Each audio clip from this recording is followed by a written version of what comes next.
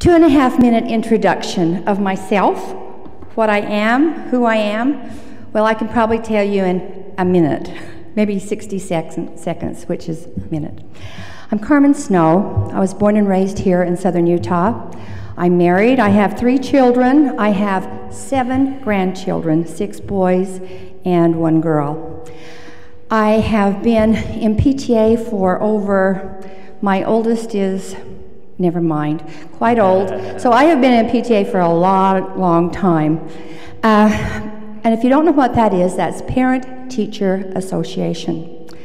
But before PTA, well, with PTA also, I have been very involved in the community here in St. George. I have served on the chamber board. I was part of their board.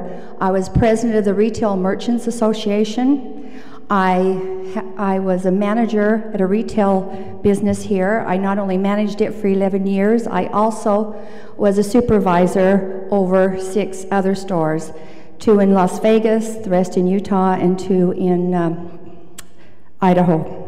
So I have been very much involved in the business field as well as the community things that are going on.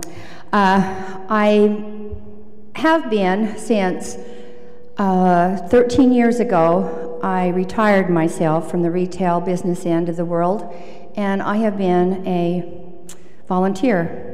Everything I do has been on a volunteer basis.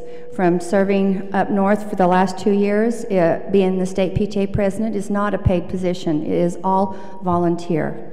I do not work for any special interest groups. I am a mother and a grandmother and a citizen of Washington County that cares about children.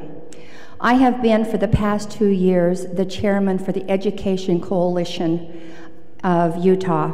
And the Education Coalition, Patty Harrington, your superintendent, your state superintendent, is on that board. Christine Curl, who is the Deputy of Education for the governor, serves on that board. Anyway, it's the full Community of Education Committee.